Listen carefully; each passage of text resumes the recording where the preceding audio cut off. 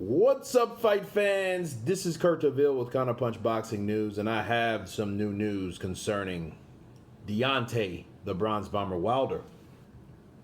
You know, he was in a recent interview, and they asked Deontay Wilder what was his most vicious knockout, what was his most memorable knockout, what was the one that sticks out amongst all the others. And he said the first one comes to mind is Arthur Szpilka. A lot of people would think Dominique Brazil, Luis Ortiz too, those particular knockouts, but he clearly ranks the Arthur Szpilka fight higher than all the rest. And he explained. For one, he said that the Arthur Szpilka fight was like a scene from Rocky. It was a scene from Rocky simply because it was one of those things where he was Rocky in a foreign land like Rocky IV after Drago killed Apollo, okay? And when that happened, he had to come to another place, Russia. And when he came to Russia, he was by himself. He was the underdog. They were singing the national anthem over there, and that's how it was with Szpilka, except Szpilka was in Chicago. I believe that was in Chicago, which they do have a lot of Polish fans there, which they have a heavy Polish Chicago population there. So I can understand why they would be singing that anthem. He had his fans. You know, Deontay Wilder felt that he was definitely the underdog, and they were rooting against him. And he was losing a lot of that fight. If you look at that fight, Arthur Szpilka was crafty, clever. He used his size and his speed, and he was confusing Deontay Wilder. Deontay Wilder couldn't land that right hand up until, I think, the 9th round. And he caught Arthur Szpilka, and out he was. Now,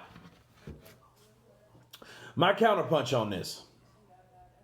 I would agree with Deontay Wilder 110%. Why? Because the Arthur Szpilka knockout wasn't an Ortiz knockout. It wasn't a Dominique Brazil knockout. It was one of those knockouts that man had to leave parallel. He didn't leave the ring vertically. He didn't leave the ring on his own 2 feet. He had to leave the ring on a stretcher, on the gurney, with oxygen. He needed oxygen to breathe because that right hand caught him in the way that obviously had never been caught. And that particular performance, I would agree with.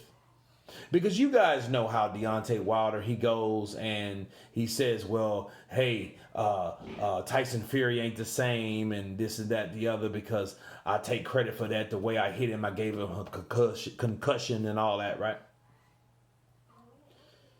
I wouldn't necessarily agree with that. And only time will tell how an effective, a punch affects a fighter. But what I will do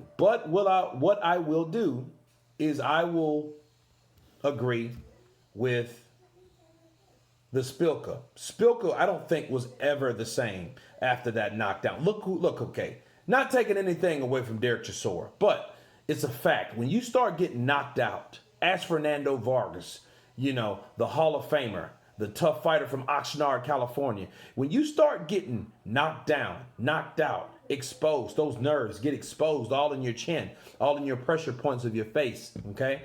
Your chin gets checked. You're shocked. That's what happens. I think that happened to Szpilka. Why? Because of Deontay Wilder. Deontay Wilder took that man to another dimension when he caught him.